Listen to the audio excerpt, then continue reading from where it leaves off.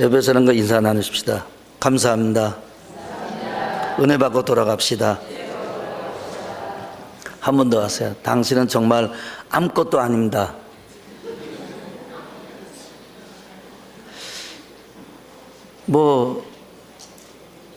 뭐가 있으십니까? 기분 나쁜 얘기 같지만 우리의 실상입니다. 김종필 과거 총리의 아내가 세상을 떠나셨습니다. 그 김종필 씨가 휠체어를 타고 다니면서 이제 그 정치가들이 여야 사람들이 다 와서 인사를 이렇게 할 때 정치인들에게 이런 얘기 저런 얘기 하면서 아주 중요한 말 하나를 딱 했습니다. 이 세상에 사는 게 다, 정치하는 게 다 허허비야. 부질없는, 허라는 것은 빈 허공이 있다 할 때 비었다는 뜻이에요. 업이라는 것은 뭐 생업, 우리 업, 직업, 허업이다. 일생 동안 다 총리도 하고 뭐도 하고 별거 다 하고 정말 천하를 다 호령하는 것 같았고 뭐 대단한 사람이었잖아. 그런데 인생 다 지나서 끝에 가서 보니까 허업이다. 부질없는 것이니 싸우지 말고 서로 화목하면서 잘 일을 하는 게 어떻겠냐고. 정치가들이 다들 손을 잡고 찾아오질 않았어요, 그동안에. 왜? 이제 잊혀진 사람이에요. 그러니까 와서 죄송하다고 좀 찾아뵀어야 되는데 죄송하다고. 원래 사람은 아무것도 아니에요. 능력이 있고 돈이 있고 젊음이 있고 뭔가 있으니까 그 사람이 대우받는 거지. 나이 들고 권세 다 내려놓고 또 야인이 되어서 물러나 있으면 아무것도 아니에요. 130년 전 영국의 조지 뮬러는 유명한 사람입니다. 고아의 아버지며 기도의 사람으로 10만 번 기도의 응답을 받았다는 분입니다. 교인이면 가정에 그 책 하나는 다 있을 겁니다. 90세 때 평생에 자신을 선하게 대하셨던 하나님을 말하면서 자신에게 놀라운 은혜를 베푸신 비밀은 무엇이냐고 이렇게 물어볼 때 거기에는 두 가지 이유가 있다고 했습니다. 하나님이 나를 이렇게 선하게 대우하신 그 이유는 첫째로 하나님은 은혜로 날마다 하나님 앞에서 선한 양심을 가지게 해주셨다는 겁니다. 그러니까 내가 받은 복은 어디서부터 왔는가? 주님이 주신 선한 양심을 가지고 살아왔다는 거예요. 여러분, 우리가 나만 보고 살면 주위를 보지 못하게 되고 주위를 못 보면 선한 양심으로 살 수 없습니다. 선한 양심이라는 것은 나 혼자 사는 게 아닙니다. 선한 양심이라는 것은 다른 사람과 같이 사는 겁니다. 부자와 나사로에서 부자가 뭐 잘못한 거 없어요. 부자도 아브라함을 알았어요. 다 유대인이에요. 나사로는 거지로 헌데를 앓으면서 개들이 헌데를 앓고 부스러기를 먹으며 살았어요. 왜 부자가 지옥 간 이유가 왜? 뭔 죄를 졌다고? 그가 무슨 뭐 방탕을 했어요? 도둑질을 했어요? 그가 싸움질을 했어요? 아무것도 한 것도 없어요. 근데 그는 선한 양심을 버린 거예요. 그 나사로와 같이 살았어야 되는 거예요. 그 때문에 선한 양심은 혼자는 갖는 게 아니에요. 다른 사람의 관계에서 내가 선한 양심을 갖는 거예요. 어떤 사람이 빚을 갚으라고 가서 가만 안 놔두고 집을 홀랑 뒤집어 얻든가 어떻게 해야 되겠다. 그리고 이를 악물고 어느 장로님이 되기 전에 갔대요. 갔더니 가만히 수십 년 전 얘기예요. 요들 어떻게 사는가? 요들 돈은 다 뒤로 감춰놓고 고기 뜯으면 먹고 산대더라. 그런 말을 듣고 이제 산동네 판잣집에를 찾아가서 몰래 저녁 먹을 때 가서 가만히 그 판잣집에 귀를 대고 있으니까 그 안에서 가만히 문틈으로 창문틈으로 보니까 이런 풀죽 쓰레기 죽을 한 솥 끓여갖고 그거를 나눠 먹고 있더라는 거예요. 김치 하나 없이 간장에다가. 근데 그것도 금방 없어지니까 너무 아버지 좀 잡수요. 난 지금 먹고 들어왔다. 뭐 이러면서 하는데 그 죽을 먹고 있다는 거예요. 거기서 양심에 가책이 됐어요. 나는 먹을 것이 있지 않은가. 저놈이 내 돈을 아무리 많이 떼어먹었어도 나는 저 사람보다는 100배 부자가 아닌가. 양심에 가책이 되어서 집사 때 들어가서 무릎 꿇고 회개를 하고, 그리고 다 안 갚아도 된다 그러고, 그리고 오늘날로 말하면 돈 1,000만 원을 놓고 그러고 왔다는 겁니다. 그 장로님은 선한 양심을 가지고 살았어요. 선한 양심은 남과의 관계입니다. 조지 물러는 선한 양심을 가지고 살았어요. 두 번째로 하나님의 말씀을 사랑했다는 겁니다. 선한 양심을 가지고 하나님의 말씀을 사랑했다는 것은 하나님의 말씀을 묵상하고 하나님의 말씀에 순종하고 하나님의 뜻을 따르며 살았다고 하는 거예요. 순종의 삶이고 복된 삶이었어요. 하나님이 주신 말씀, 그리고 나에게 주님이 주신 선한 양심, 그것으로 일생을 살았다고 하는 겁니다. 우리의 일생은 주님과의 관계가 바로 되어 있냐 아니냐에 인생의 흥망이 달려 있습니다. 사람은 되게 잘 나가고 돈 많이 벌고 건강하고 모든 게 잘 되고 자기가 잘 되면 나는 인생 괜찮아, 상당히 뭐가 있어, 내놓을 만한 것이 있어, 이렇게 얘기할 때가 많이 있습니다. 그러나 그렇지 않습니다. 눈에 보이는 것은 아닙니다. 좋은 열매는 맺기 전에 먼저 나무여야 됩니다. 좋은 나무가 좋은 열매를 맺는 겁니다. 나쁜 나무가 나쁜 열매를 맺는 겁니다. 사람들은 자기가 좋은 나무가 되기를 원해요. 그래서 좋은 열매를 맺기를 원해요. 그래서 땅에서 더 큰 힘을 갖기를 원해요. 더 큰 능력을 원하는 겁니다. 더 많은 수입, 더 좋은 건강, 더 좋은 차, 더 좋은 집, 눈에 보이는 모든 것들, 권세, 지위, 능력, 더 좋은 대우와 그리고 인정받는 것, 다른 사람보다 내가 더 칭찬받고 더 많은 것을 소유하고, 그렇게 살면 좋은 나무가 되어서 나는 좋은 열매를 많이 맺는다고 생각하지만 성경은 그렇게 말하고 있지 않습니다. 주님은 너는 가진 것은 네 것이 아니다. 너는 포도나무 가지일 뿐이다. 내가 포도나무고 너희는 가지다 라고 하는 겁니다. 이 말씀은 너의 생명은 주님께 달려있다고 하는 겁니다. 넌 나의 힘으로 살고, 내가 공급해주는 힘으로 살고, 내가 주는 능력으로 살고, 내가 주는 물질로 살고, 내가 너에게 수액을 공급하는 그것으로 사는 너는 가지다. 아니요, 하나님, 나는 하나님으로부터 오는 게 아니라 난 내 노력과 내 수고와 내 열심과 내 것 가지고 나 인생을 살겠습니다.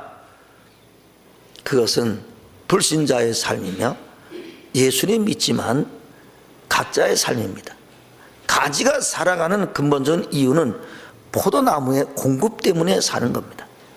만일 가지가 난 스스로 내 힘으로 내 능력으로 살기를 시작하면 열매가 없습니다. 그래서 4절의 말씀에 이렇게 말하고 있으면 내 안에 거하라. 나도 너희 안에 거하리라. 가지가 포도나무에 붙어 있지 아니하면 스스로 열매를 맺을 수 없음 같이. 열매가 없어요. 하나님으로부터 나와 연결된 열매만이 진짜 열매지, 내가 수고하고 노력하고 애쓰는 것은 하나님 없이, 내 노력으로, 신앙도 없이, 기도도 없이, 말씀 보는 것도 없이, 하나님과의 관계도 없이 내가 버는 돈, 내가 가지고 있는 것, 그것은 나만 위에 살다가 내가 껴안고 죽게 돼 있어요. 성경은 그것을 가르쳐 열매 없는 나무라고 하는 겁니다. 그 열매 없는 나무는 결과적으로 우리 6절에 보면 너희가 내 안에 거하지 않으면 가지처럼 밖에 버려져 말라지나니 사람들이 뭐하다 불에 산다. 지옥 간다는 얘기예요. 결과는 뭐예요? 아무 열매가 없어요. 그는 밖에 버리고 말라진다는 거예요. 교회는 오래 다니지만 내면에서 주님과의 관계가 잘라졌어요. 그리고 교회를 다닙니다. 그러나 심령으로는 메마른 삶, 황폐한 삶, 아무것도 남은 게 없어요. 그에게 돈과 건강을 빼면 거지가 되는 거예요. 아무것도 안 되는 거예요. 껍질만 남아있는 아무것도 아닙니다. 여러분, 우리가 매미들 많이 날아다니는 데 보면 그 매미 껍질이 남아있습니다.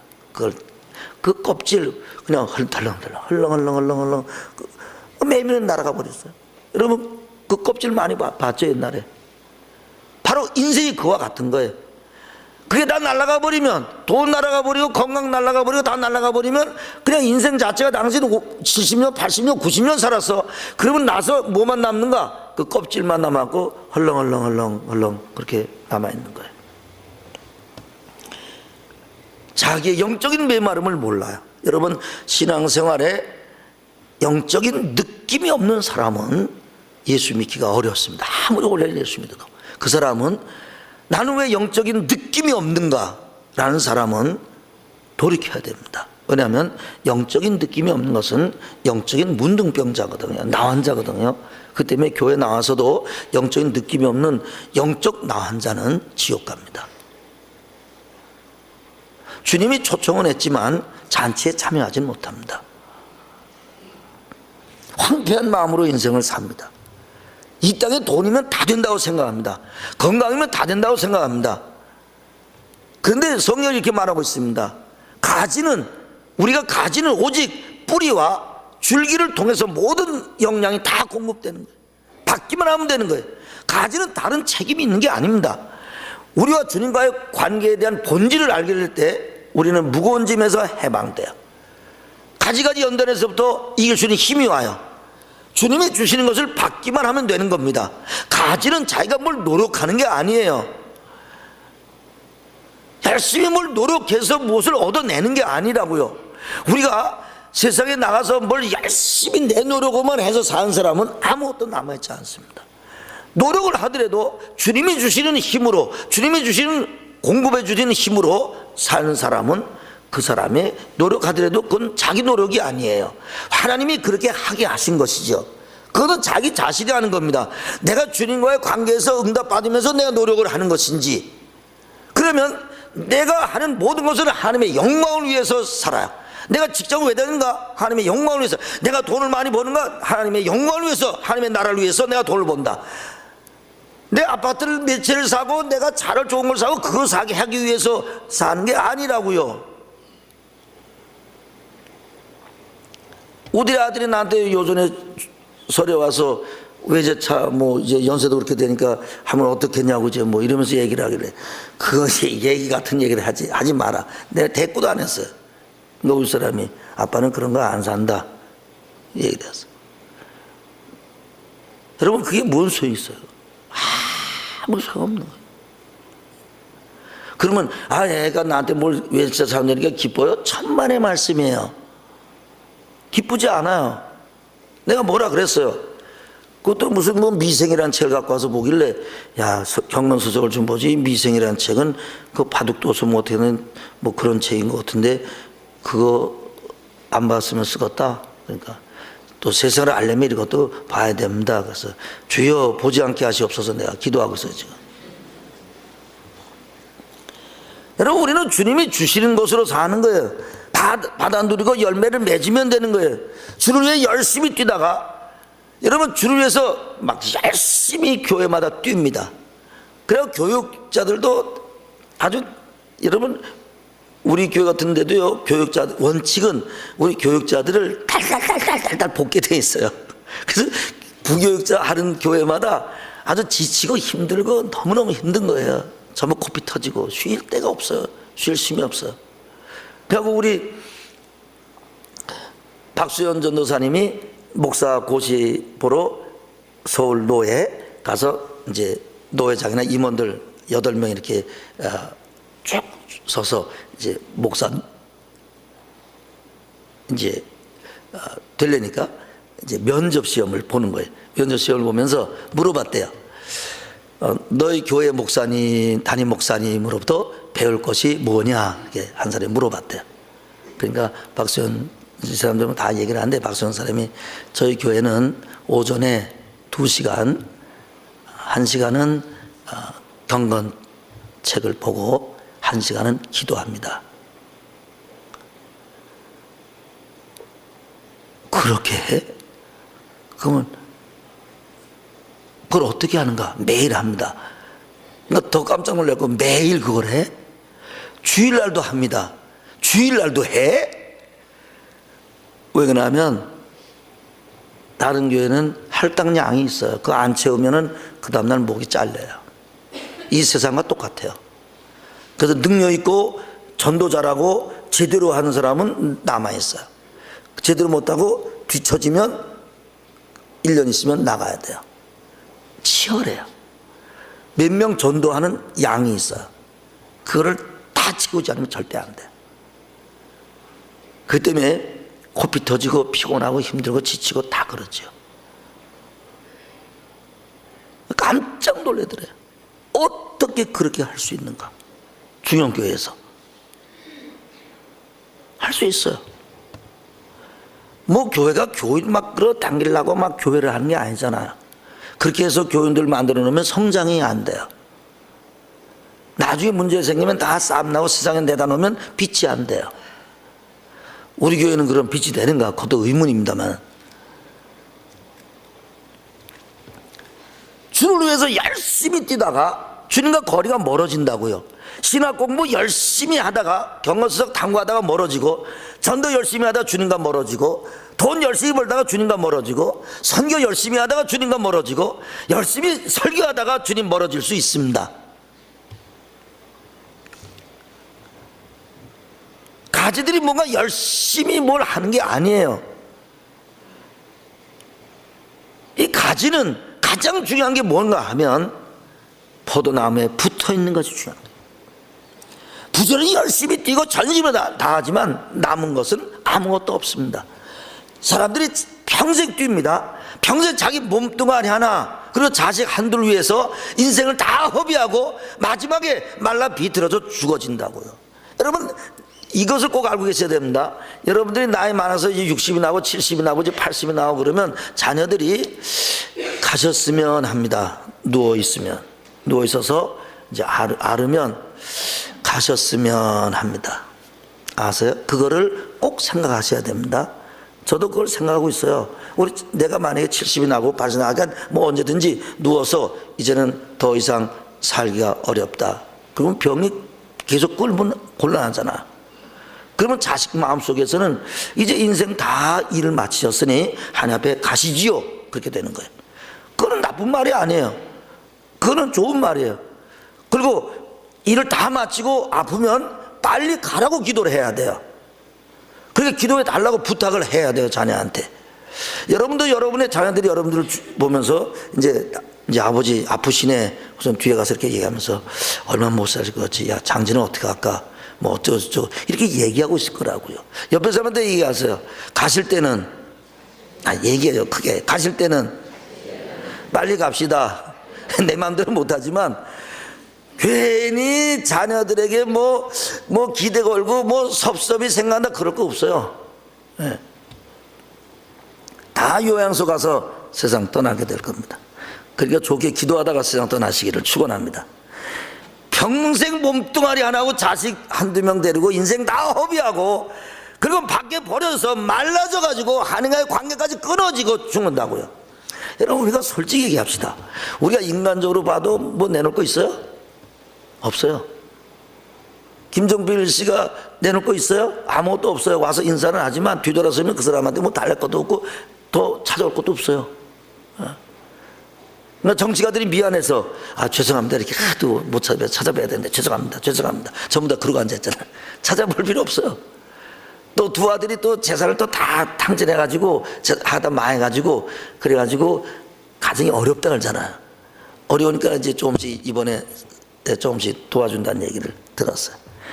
아무것도 아니에요. 인생이라는 게 자리에서 떨어지고 애들 사업 다 망하고 뭐 사업 한다 그래도 마찬가지예요. 우리가 인간적으로 봐도 아무것도 아니에요. 난 뭐가 좀 있어. 나 힘 좀 쓸 수 있어. 난 그래도 뭐가 좀 가진 게 있어. 그러나 병 들어보세요. 돈이고 뭐 다 소용없어요. 할 것이 있어야지. 누워있는데 갈 곳이 있어야지. 먹을 수가 있어야지. 입을 수가 있어야지. 아무것도 소용없어요. 사람이 나중에 늙고 병들면 아무것도 못합니다. 저도 지금 아무것도 못하는 지경으로 지금 넘어가려고 그래요. 지금 나도 조금 있으면 나도 아무것도 못하는 지경이 이제 넘어가요. 이제 뭐 열심히 뭐 운동하던 것도 이제 다 내려놨어요. 이제 탁구도 못 쳐요 내가 이제. 예. 관절이 아파갖고 따라합시다. 죽으려고 한다. 점점 무덤으로 가까이 가는 거예요. 전부 다. 그게 두려워요? 두렵지 않아요. 아무것도 못해요. 우리 여러분 지금 두 발로 걸어서 나올 때, 내가 돈이 좀 어느 정도 있을 때, 내가 힘을 좀 쓸 수 있을 때, 내가 기도할 수 있을 때 주를 위해서 기도하고 헌신하세요. 아무것도 아니에요. 아무것도 할 수가 없는데, 여러분 우리 실상을 알아야 돼요. 근데 지금 그래도 젊고 걸어서 교회에 나올 수 있고 이 정도까지는 그래도 괜찮아요. 조금만 더 지나면 한 사람씩 한 사람씩 교회를 못 나오게 되고, 병들게 되고, 세상을 떠나게 되고, 제가 찾아가게 되고, 나중에 또 교회들이 나를 찾아오게 되고, 나도 가게 되고, 다 그렇게 인생을 사는 거예요. 사람은 아무것도 아니에요. 옆에 사람한테 얘기하세요. 아무것도 아닙니다. 한 번 더 하세요. 아무것도 아닌 것이. 그러면 이제 혈기가 나고 이제 화가 나고, 너는 그럼 뭐 있냐 소리 지르고 그러잖아요. 그래서 뭔가 있어 보려고 하는 거 아니겠어요? 마지막에는 사람도 찾아오지 않습니다. 아무리 총알 세 개를 다 주름 잡았어도 마지막 그때 밀려나면 물질도 날아가고 명예도 지위도 건강도 휠체어였다고 다 날아가면 아무도 찾아오지 않고, 마지막에 하나님도 모르면 귀신이 찾아오지요. 다른 것이 찾아오지 않습니다. 그러나 난 아무것도 아니야 하는 신자는, 평생 주님만이 나의 전부다라고 하는 사람은 평생의 주님의 공급을 받으며 살다가 마지막 때까지 나를 돌봐 주시는 주님을 만나게 되고, 그 주님을 따라 천국의 인도함을 받는 겁니다. 우리의 전부는 주님과의 1:1의 교제입니다. 가지는 나무가 공급하는 것으로만 살게 돼 있지 다승군으로 살게 돼 있잖아요. 만약에 가지에다가 거기다 금을 붙이고 은을 붙이고 뭐 짝대기를 붙이고 다 니스칠하고 그러면 그 가지가 죽을 거 아니에요. 포도나무 가지에다 뭘 여러분들이 한번 붙여보세요. 거기다 무슨 뭘 여러 가지 감아보세요. 뭔가 뭐 좀 괜찮은 것들 다 입혀보세요.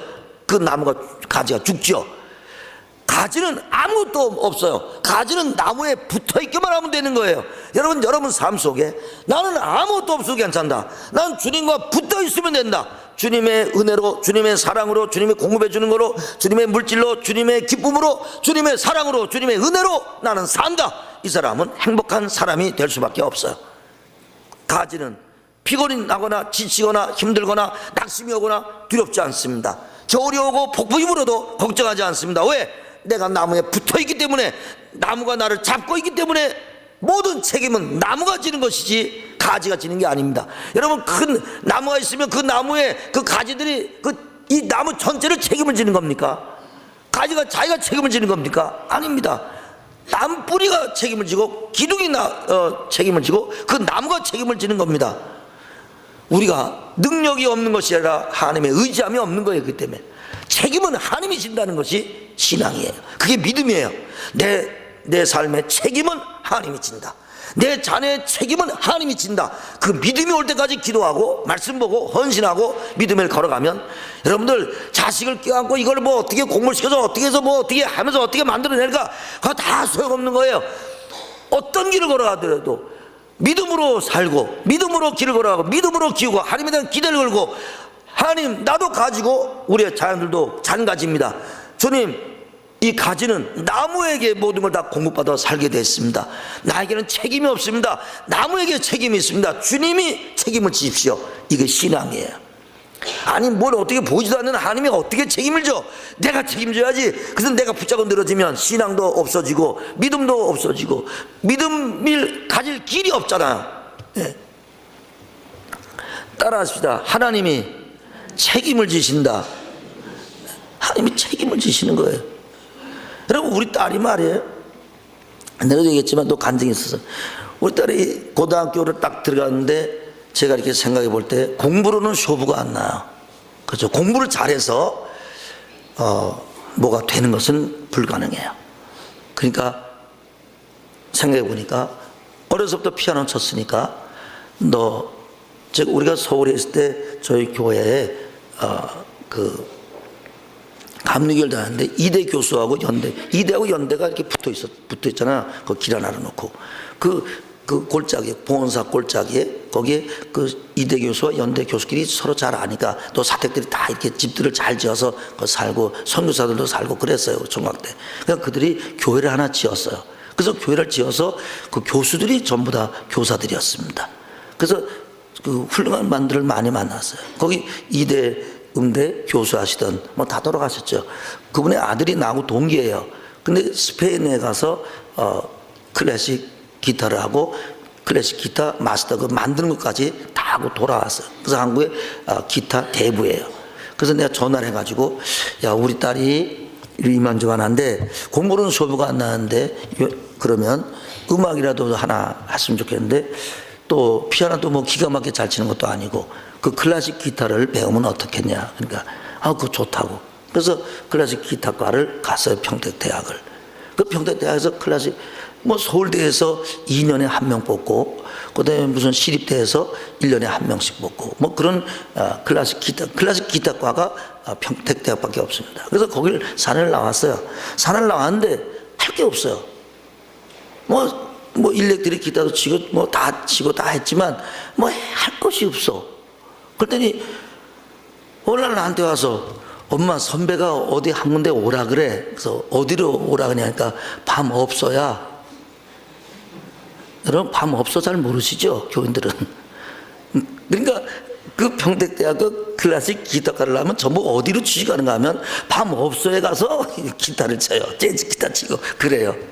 그러면서 거기 어떻게 가? 그러면서 울면서 아빠가 가라 그래서 갔잖아.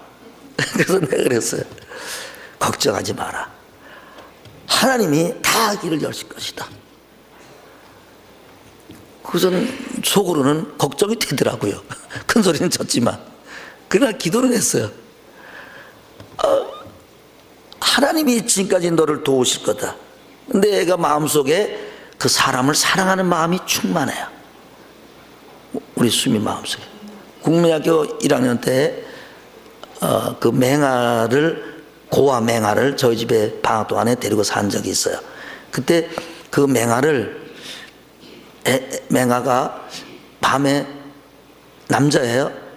쉬메로 그럼 걔가 잘 모르니까 그 국민학교 1학년 짜리가 벌떡 일어나서 그 늘어지고 그 절대 아침까지 일어나라도 못 일어나던 애가 그 맹아애가 쉬메로 그러면 벌떡 일어나서 걔를 데려가서 소변을 다 보게 하고 데리고 와서 자고 그리고 한 슈퍼마켓에 데리고 다니면서 뭐 먹고 싶어? 이거 먹어봐. 이건 초콜릿이야. 이건 뭐야? 그러면서 그 고아 애를 데리고 한 달을 살았어요. 그러니까 그런 걸 잘해요. 우리보다 더 잘해요. 그런데 숙대에서 음악 치료학과를 뽑으면 되니까 여기 내가 들어갈게. 그러더니 얼마나 열심히 1년 동안 죽기를 갖고 기도하더니 거기 합격을 한 거예요. 그 평택대학에서 큰 신문에 났다니까요. 왜냐면 음대 다니는 클래식 기타 하는 사람들이 껄렁패들이고 되게 공부를 안 하거든요. 근데 거기 숙대 그 대학원에 음악치료학과 들어가는 건 불가능해요. 근데 정말 하나님의 은혜로 거길 들어갔어요. 들어가니까 교수가 예수를 잘 믿는 사람이에요. 목사 딸이고 가면 보니까 신앙이 있어요. 그 뭐 연대 나오고 뭐 여자들이 뭐 서울대 영문과도 나오고 뭐 법대도 나오고 막 이런 사람들이 다 뭐 고대 나오고 이런 사람들이 다 모여서 음악 치료 다 음악을 하는지 집안들이 부자라서 그래도 클래식 기타를 한다니까 그러더니 음악 치료에서 클래식 기타가 최고예요. 네. 그리고 교수가 또 신앙이 좋아요. 그래갖고 우리 딸애를 사랑해서 그 자리에서 조교를 만들었어요. 그리고 어디 가면 뭐 철학하면 따르랑 뭐 치기 시작했어요. 그러더니 1시간에 30만 원 받는 음악 치료하는 부잣집에 보내는 거예요. 그래서 그 집에 가서 언어 치료를 하는 사람이 와서 1년 치료했는데도 안 되는데 우리 딸애가 그 기타를 치면서 찬송을 불렀어요. 부르는데 그 여자가 눈물을 흘리면서 그 이틀 정도 했는데 1년 동안도 안 되는 말이 터진 거예요. 그러니까 이 집에서 차를 사주겠다는 거예요. 그래서 내가 그랬어요. 엄마 사주겠다는데 어떻게? 네가 한 것만큼 받지 절대로 그건 아니다. 그런 것은 네가 신세 질 필요가 없다. 네 할 일만 하면 된다. 그래서 노예였어요. 그리고 버스 타고 다녔어. 사람이 받을 걸 받아야 되잖아. 그리고 7년 동안 태화관이라는 장애인 센터에 가서 그걸 하는데, 그 장애인 센터 장애인 애들이 악기를 불고 불면, 악기가 열 몇 가지가 있는데 그걸 불면 애들이니까 막 이렇게 막 하는 애들이니까 막 침을 흘리고 막 줄줄이 흘리고 막 악기에 침 범벅이 되고 막 그러잖아요. 그런데 그것이 하나도 더럽지 않대요. 우리 딸은 다 닦아주고 다 해주고, 불든 거 자기가 이렇게 부는 거야 또 다시 입에다 대주고 이러면서, 교수가 시간당 30만 원 주고 돈 많이 준 데를 그만두고 태화관에서 1시간당 10,000원인가 7,000원인가 받는 데를 거길 다니는 거예요. 왜냐하면 부잣집은 놔두고 내가 이 애들이 더 불쌍하니까 여길 다닌다는 거예요. 그래서 거의 7년은 다녔어요. 그리고 지금 미국 가서 사회는 지금 박사 코스가 끝났어요. 근데 자기가 공부하고 싶으니까 또 박사 코스를 지금 들어갔어요. 들어가는데 그 상담 박사 양훈순 그 계통에 그것을 들어가는데 그 학력이 그게 모자라요. 이 상담학 박사를 하는 그런 과정에 그 학문이 모자라. 그런데 무엇 때문에 들어갔는가 하면 7년 태화관에서 장애 어린이 자원봉사했다고 이력이 나오니까 무조건 들어오라는 거예요. 박사학위. 그것이 박사학위에 가장 들어가는 첫 번째 조건이에요. 사실은. 할렐루야 좀 해봐요. 네. 그리고 박사고도 들어간 거예요. 그래서 1,000명이 되는 교회를 또 갔어요. 1,000명이 되는 교회에서 장애인들이 10명이 있으니까 10명을 좀 해달라. 그래서 장애인 애들이 가서, 우리 딸애가 잘하거든요. 그 장애인들 해주고. 그랬더니 어른 장애인도 한 10명 있으니까 어른 장애인도 좀 해달라. 그리고 한국에 가지 말고 여기 좀 남아서 좀 좀 일을 좀 해면 어떻겠냐. 지금 그러고 있어요. 근데 우리가 나오라 그랬어요. 모르겠어요. 울면서 나에게 아빠 가라는 건 갈 때라고는 밤 없어밖에 없어요 하면서 울던 딸애를 하나님이 도우셨어요. 우리는 딸에게 아무것도 해준 것이 없어요. 뭐만 해줬는가? 딱 하나를 해줬어요. 믿음으로 사는 것, 사람을 사랑하는 법, 다른 사람에게 도움이 되는 법. 그러니까 주님이 지혜 주실 때는 지혜를 주시고, 길을 열 때는 길을 열어주시고, 어느 곳에 가든지 하나님의 사람으로 살게 했습니다. 만약에 얘가 자기 중심으로 태화관 같은 데 가지 않고 돈 많이 준 데를 갔더라면 그는 그 박사 코스를 들어갈 수가 없었어요. 그러나 그가 하는 봉사가 거기서 가장 좋은 스펙으로 떠오를 줄은 누가 알았겠어요. 하나님은 다 사람에게 가지고 있는 다른 사람에 대한 사랑, 다른 사람에 대한 배려, 그것은 주님이 우리에게 공급해 주시는 겁니다. 여러분, 사람이 내 새끼와 같이 나 하나만을 껴안고 살면 잘 될 것 같지만 그렇지 않습니다. 우리가 내가 손해가 나는 것 같고, 내가 참으로 손해 나는 거고, 돈에 손해가 나고 시간에 손해가 나는 것 같지만, 하나님은 네가 손해 나는 길이지만 내가 원하는 길을 가면 내가 너의 생애를 책임지겠다고 하는 것이 주님이십니다. 모든 책임은 하나님이 지는 겁니다. 이 가지의 책임은 나무가 지는 겁니다. 여러분들의 삶 속에 하나님이 여러분의 생애를 책임을 지는 그런 여러분의 삶, 여러분의 가정이 돼야 될 줄로 믿습니다. 신자가 사는 이유입니다. 가지는 나무에 절대 의존하고 삽니다. 단 한순간도 떨어져 살 수 없습니다. 사람은 하나님을 절대 의지하고 사는 존재입니다. 하나님 없이는 나는 살 수 있다, 이것처럼 기가 막힌 이야기는 없습니다. 이것처럼 가장 큰 불성실은 없으며 이것처럼 가장 큰 배역은 없습니다. 나는 하나님 없이도 내 마음대로 살 수 있다. 나는 하나님의 법을 어기고 내가 원하는 대로, 내가 가고 싶은 대로, 내가 모으고 싶은 대로 나 인생을 살아보겠다. 여기에는 아무것도 남은 것이 없는 타락의 삶이라고 하는 겁니다. 나도 하나님까지 되겠다고 해서 금단의 열매를 따먹었어요. 원래 사람은 태어날 때부터 아무것도 없어요. 소유가 아무것도 없어요. 여러분, 태어날 때 숟가락이나 무슨 양말이라도 하나 신고 나오셨습니까? 원래 내 거는 아무것도 없어요. 다 하나님부터 공급이 된 거예요. 하나님이 우리의 전부예요. 그리고 마지막 떠날 때도 아무것도 없어요. 그래서 그래서 공수의 공수가 아닙니까? 그러면 중간 토막에는 그럼 가지고 사는 겁니까? 아니에요. 올 때 가진 것이 없기 때문에 갈 때 다 놓고 가야 돼요. 중간에 있는 것 없는 거예요. 그러면 중간에 있는 건 뭔가? 내 집, 내 것, 이거 저거 다 건것지는 거 다 뭔가? 이것은 하나님이 주신 거예요.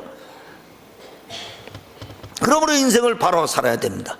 주님은 이 땅에 찾아오시고 고난당하시고 멸시당하시고 마지막에 십자가에서 우리를 위해서 피 흘려 죽으시고 부활승천하시고 우리의 성령으로 오시고 하늘의 모든 보화를 가지고 하나님의 인도, 하나님의 도움, 하나님의 축복, 하나님의 공급의 모든 걸 가지고 성령님이 우리에게 오셨어요. 그분은 만왕의 왕이시며 만주의 주입니다. 왕이, 주인이 공급을 하는 거지 종이 공급하는 게 아니지 않습니까? 종이, 하인이 자기가 농사 지어서 먹는 겁니까? 주인이 주어서 먹는 거지.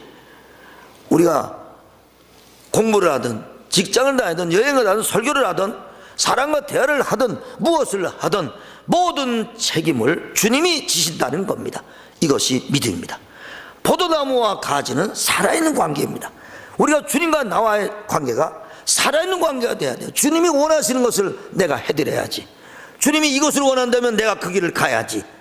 나는 주님으로만 삽니다. 이것이 우리의 고백이어야 한다고 하는 겁니다. 나는 아무것도 아니야. 주님은 내가 죄 중에 있을 때, 내가 하나님을 모를 때에도 주님은 나에게 찾아오셨고 내 죄인의 삶을 포기하게 하고 주님이 나에게 줄 복을 가지고 기다리셨다는 겁니다. 우리는 아무것도 못하고 아무것도 할 수 없는 사람으로 주님 앞에 있는 겁니다. 그리고 우리에게 가진 것은 주님 한 분밖에 없고 우리는 아무것도 아닙니다. 내가 아무것도 아니라면 주님은 우리의 전부가 아닙니다. 신앙이란 난 정말 아무것도 아니구나, 하나님 나의 전부구나 하는 것을 깨닫고 사는 것이 신앙으로 사는 겁니다. 언젠가는 그걸 깨닫게 됩니다. 여러분, 믿는 사람들은 언젠가 마지막 끝에 가서는 아무것도 할 수 없을 때, 먹을 수 없고 입을 수 없고 다닐 수 없을 그때 나에게 남은 것은 하나님 한 분밖에 없구나 라는 것을 깨닫게 될 겁니다. 어디 가나 상처받지 마세요. 싸우지 마세요.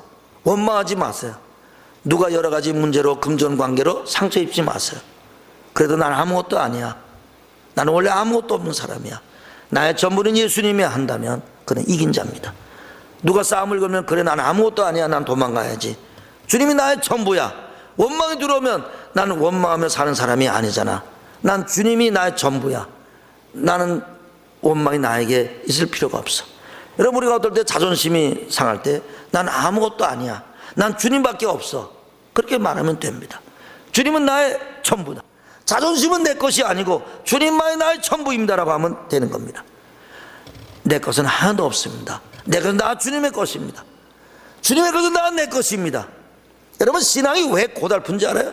왜 신앙을, 당신 신앙생활 잘하십니까? 그러면 아이, 난 죄인이죠 뭐. 당신 신앙 잘하십니까? 아이, 그냥 주여 난 죄인입니다. 왜 이렇게 신앙을, 예수를 믿으면서도 주눅이 들어있고 고달픈지 아십니까? 내 것이 너무 많아서 그래요. 내 것이 너무 많아서. 미운 사람이 생기면 미워하지, 불평을 하지, 내일에 대한 염려, 근심을 하지, 자식 새끼 데리고 너 뭐해 먹고 살래 그러지, 근심 못다리 가지고 있지, 미래에 대한 근심을 하지, 내 것을 지키기 위해서 인색과 마음이 들어오지, 손에 나는 일은 모른 척하는 무관심으로 살지, 마음에 안 드는 사람이 있으면 비판을 하지, 무슨 일만 생기면 혈기나고 분노하지, 부자에 대해서는 분노하고 가난한 사람 앞에서는 자기 과시하고 멸시하고, 뭐가 있으면 나를 좀 알아달라 그러고, 또 뭐가 좀 있으면 더 있게 하기 위한 욕심이 나오고, 내가 뭘 좀 있으면 남에게 자랑하고 싶고, 뭐 이것저것 뭐 할 것 없이 오만 가지를 다 걸치고 사니까 피곤하지요. 또 무슨 얘기 생기면 거짓말하고 넘어가야지. 아, 난 모른다고 얘기를 해야지. 국회의원도 나는 그 현장에 없었다고 얘기를 해야지. 한두 가지가 아니고 보따리를 다 지고 사는 거예요. 그러니까 너무 많은 짐을 지고 사는 거예요. 그러니 평안이 어디 평안하겠어요? 어디 기쁨이 오겠어요? 어디 애가 합격이나 한대 그냥 기뻐할까? 다 내려놓으세요.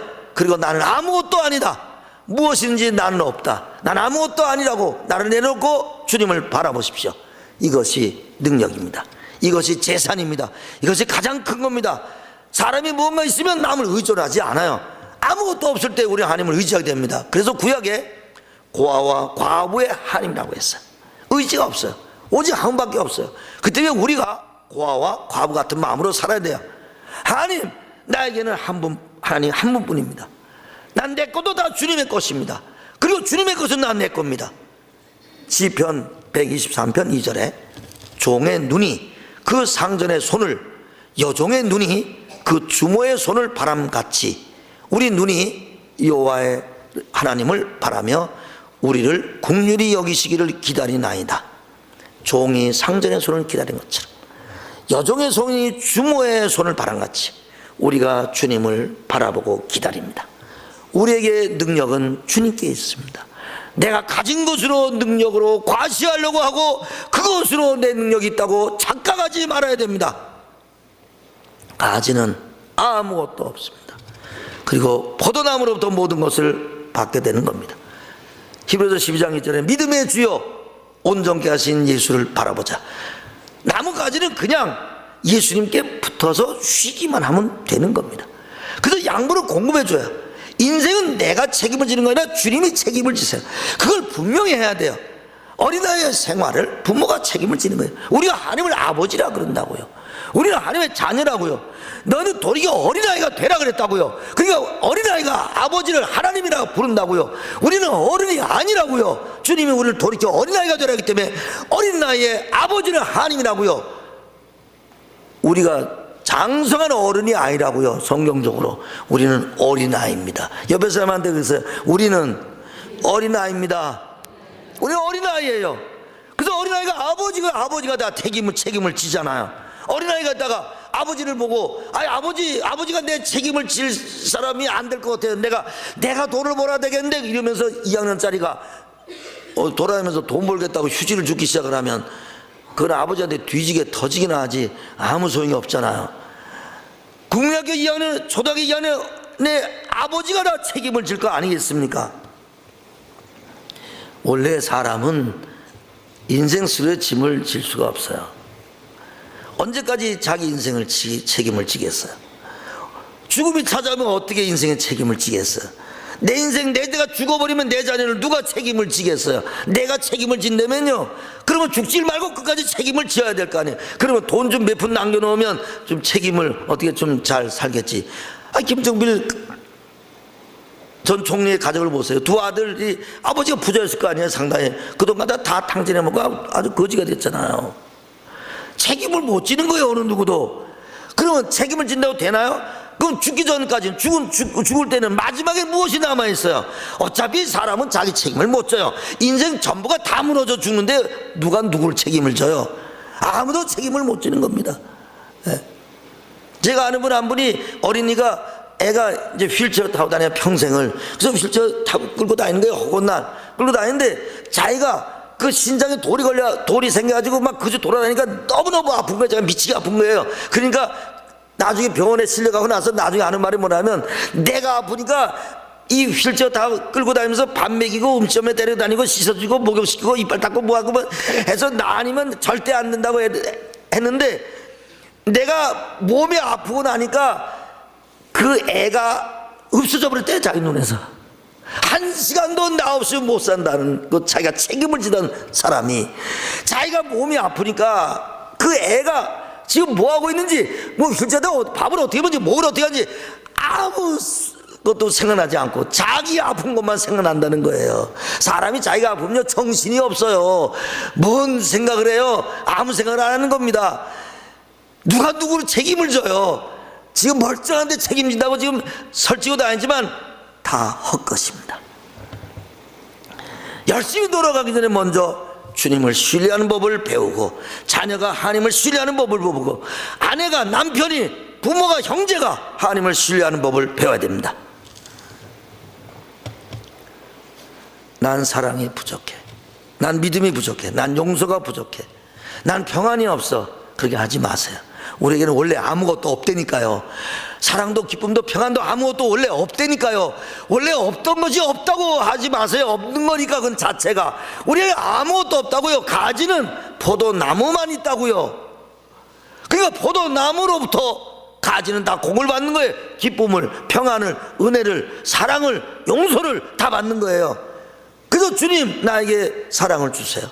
나는 가진 것이 아무것도 없어요. 용서를 주세요. 평안과 기쁨을 주세요. 공급해 주세요. 이것이 주님이 우리에게 요구하시는 겁니다. 이것이 믿음으로 사는 길입니다. 우리는 가집니다. 주님을 신뢰하는 마음으로 매일매일 순간 주님과 기도하며 교제하며 대화하며 공부받으며 나누며 헌신하며 주님과 더불어 살아서 원래 내가 아무것도 없는 것처럼 사는 과정도 나는 아무것도 없이 다 주의 것이며 마지막 생각 때도 다 주의 것이라고 하고 주님의 나라에 가서 사는 여러분 되시기를 예수님의 이름으로 축원합니다.